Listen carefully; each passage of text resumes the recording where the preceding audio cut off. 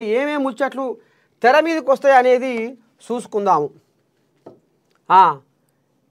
ఏముంది ఏం కథ ఇవాళ మహాపత్రిక వచ్చింది. మహాపత్రికలో ఎమ్మెల్సీ ఎన్నికల్లో గెలిచి తీరాలని ఈయన పీసీసీ పెబ్బ అంటుండు.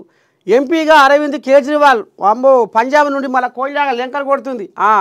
విజయ్ని గెలిపిస్తా, పాపులారిటీలో ధోనిని మించిపోతా, ప్రశాంత్ కిషోర్ సంచలన వ్యాఖ్యలు. ఇక ఈ కోయిలాకు తెలంగాణ పొద్దుదాకా ఇదే పని. ఆయవన్న వార్త ఏమొచ్చిందయ్యా మహాపత్రికలు అంటే, కేదారు కేటీఆర్ పార్ట్నర్, రాడిసన్ డ్రగ్స్ కేసులో కేదార్ నిందితుడు.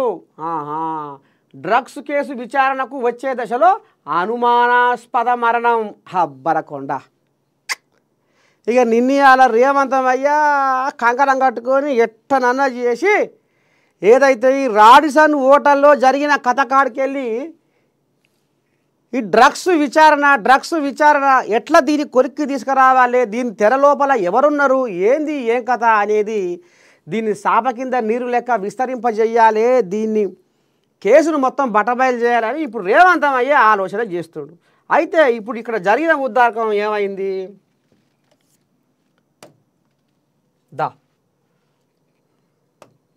హబ్బా, రాజకీయం చల్లగుండా తెలంగాణ రాజకీయం ఇప్పుడు ఎటు చుట్టూ తిరుగుతుంది, ఎటు దిక్కు మలుతుంది అంటే ఏం చెప్తారు? తెలంగాణ రాజకీయం ఎక్కడ తిరుగుతుంది అంటే హత్యల చుట్టే తిరుగుతుంది అనేది ఇప్పుడు మనకు కళ్ళకు గట్టినట్టుగా అవుపడుతుంది. ఎవడు చేసిన పాపమో ఎవడికి శాపమై తగిలెనో, తెలంగాణ రాజకీయం హత్యల చుట్టే తిరిగెనో. మొన్న సంజీవరెడ్డి, నిన్న రాజలింగమూర్తి, ఇయాల కేదారు, మేడిగడ్డ కేసు వాదించే న్యాయవాది,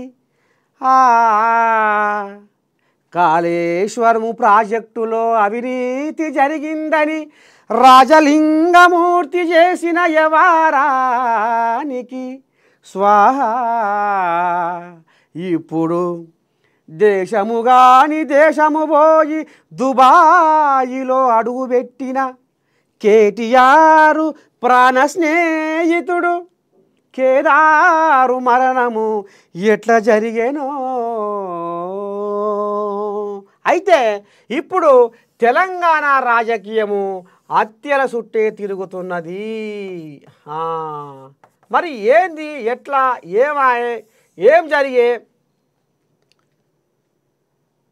ఎవరైతే ఈ కేదారు సినిమా నిర్మాత సెలగం శెట్టి కేదార్, మరి ఈ కోల్యాగకు బీఆర్ఎస్ కోల్యాగలకు రాసుకొని పూసుకొని తిరిగే దోస్తానం ఉన్నది. కేటీఆర్ కూడా ఈయనకు మంచి నువ్వే నా ఊపిరి, నువ్వే నా పంచప్రాణం. కేదార్కు కేటీఆర్ ఊపిరైతే ఆయనకు ఈయన పంచప్రాణం. వీళ్ళ బంధం ఏ రకంగా తయారయ్యిందయ్యా అంటే, తిరుపతిలో లేని తీయనైన లడ్డు కంటే ఆ లడ్డు తింటే ఎంత ఆనందం ఉంటుందో ఆ ఆనందం కంటే ఎక్కువ ఆ రకంగా అలుముకుంది వీళ్ళ బంధం. మరి ఇవాళ ఇంతటి ప్రాణ స్నేహితుడు దుబాయ్లో చచ్చిపోతే, వ్యాపారాల నిమిత్తము దుబాయ్కి పోయిన ఈ కేదార్నాథ్ చచ్చిపోతే, ఈ కేదార్ చచ్చిపోతే ఎందుకు కేటీరాములు నోరు మూగబోయింది? కేదారు చచ్చిపోతే కేటీరాములు పంచప్రాణమైన కేటీరాములు నోరు ఎందుకు మూగబోతుంది? ఎందుకు నోటికి కుట్లేసుకున్నాడు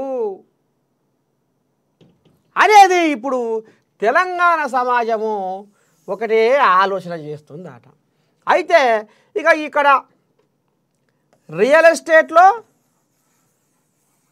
ఎస్టేట్లో మళ్ళా పోతే అయ్యేంజే ఉంటాయి కదా, డిస్కు ఆట ఆడుకునేటివి, అది పబ్బుల నిర్వహణ, రియల్ ఎస్టేటు, మళ్ళా పోతే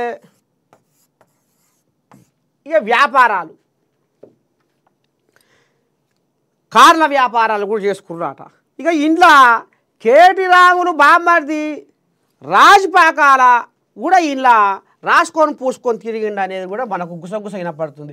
ఎందుకంటే ఈ కేదార్నాథ్ ఏదైతే కేదార్నాథ్ కారు ఉందో ఈ కార్లో కేటీ రాములు బామ్మర్ది రాజపాకాల కూడా మస్తుగా తిరిగిండు అనేది కూడా తెర మీదకి వస్తున్నటువంటి అంశం.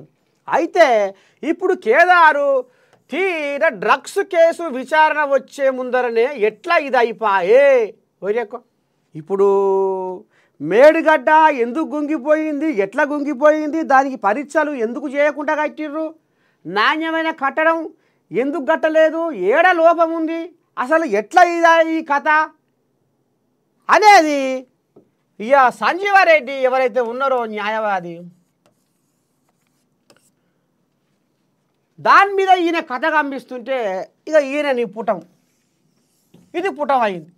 తరువాత కాళేశ్వరం ప్రాజెక్టు ఏదైతే ఉందో అవినీతి జరిగింది, 1,00,000 కోట్లు దోపిడీ జరిగింది, అంత ఉత్తబుర్రే, ఏది లేదు ఎక్కర్లేదు, చూసుకొని మురువా చెప్పుకొని ఏడువా అన్నట్టే ఉంది కాళేశ్వరం అవినీతి భాగోతము ఇదంతా బయటికి రావాలి, బట్టబయలు కావాలని రాజలింగమూర్తి భూపాలపల్లి రాజలింగమూర్తి దీన్ని కథ గమ్మిస్తే ఆయనే చూసినాం.